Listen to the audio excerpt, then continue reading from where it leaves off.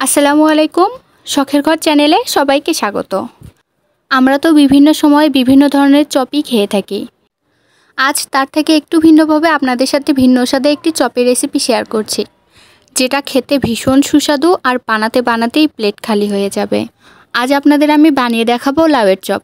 বেগুন দিয়ে তো আমরা অনেকবারই বেগুনি বানিয়ে খেয়েছি, কিন্তু কখনো একটু ভিন্ন স্বাদে লাউ দিয়ে সেটা ট্রাই করা হয়নি। আজ আমার এই রেসিপি দেখার পর আপনারা একবার হলেও এই চপের রেসিপি ট্রাই করে দেখবেন, আর অন্য কোনো চপ ভালোই লাগবে না। তাহলে চলুন আর কথা না বাড়িয়ে ঝটপট আপনাদের সাথে এই রেসিপিটি শেয়ার করা যাক।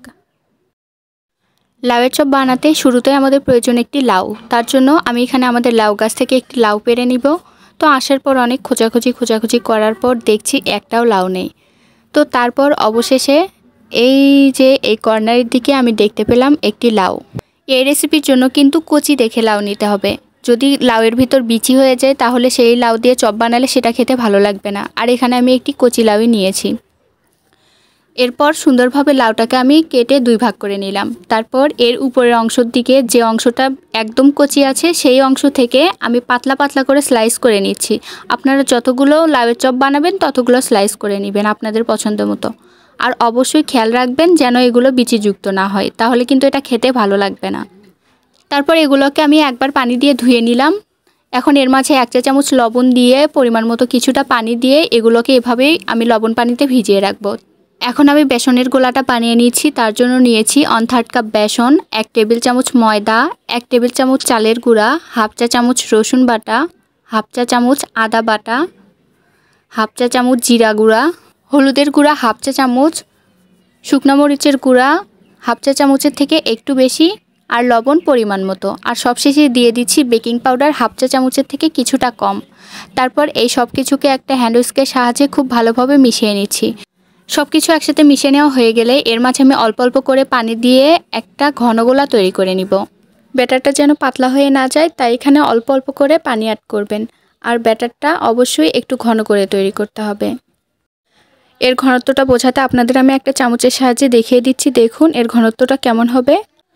আরও বোঝানোর সুবিধার্থে আপনাদের দেখিয়ে দিচ্ছি, চামচের এই উল্টো পিঠে ব্যাটারটা ভরানোর পর এখানে নখ দিয়ে দাগ কাটার পরে ওটা একসাথে মিশে যাচ্ছে না।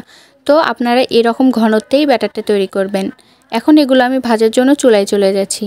এখানে আমি একটা কড়াইয়ে পরিমাণ মতো তেল দিয়ে তেলটা খুব ভালোভাবে গরম করে নিয়েছি। এখন একটা লাউয়ের স্লাইস ব্যাটারের মাঝে ভালোভাবে এপাশ ওপাশ করে ডুবিয়ে নিয়ে এটাকে তেলের মাঝে ছেড়ে দিলাম। এখন চুলা জালটা মাঝামাঝি রেখে আমি একটু সময় নিয়ে এই লাউয়ের চপটা ভেজে নিব। অবশ্যই সময় নিয়ে ভাজবেন, তাহলে এগুলো দীর্ঘ সময় পর্যন্ত মচমচে থাকবে।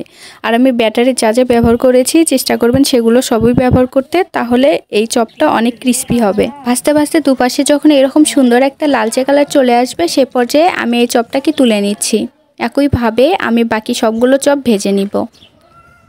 আর চুলার জালটা কিন্তু মাঝামাঝি রেখে ভাজতে হবে। যদি অতিরিক্ত জাল হয়ে যায় তাহলে এগুলো দেওয়ার সাথেই পুড়ে যাবে আর খেতেও ভালো লাগবে না, খেতে তেতো লাগবে। তাই চপের আসল স্বাদ পেতে হলে এটাকে সময় নিয়ে ভাজবেন। আর আমি যেভাবে রেসিপিতে দেখিয়েছি সেভাবে সব উপকরণগুলো ব্যবহার করবেন।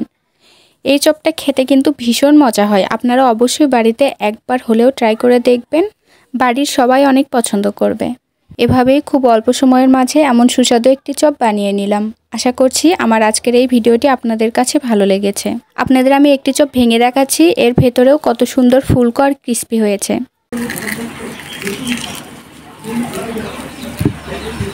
আপনারা নিশ্চয়ই শব্দ শুনেই বুঝতে পেরেছেন এটা ভাজার পরেও কত সুন্দর ক্রিস্পি আছে। আশা করছি আমার আজকের এই ভিডিওটি আপনাদের সবার কাছে ভালো লেগেছে। ভিডিওটি ভালো লাগলে সবাই প্লিজ আমার চ্যানেলটি সাবস্ক্রাইব করে দিবেন, সাথে লাইক, কমেন্ট ও শেয়ার করতে ভুলবেন না। আজকের মতো এ পর্যন্তই। সবাই ভালো থাকবেন। আল্লাহ হাফেজ।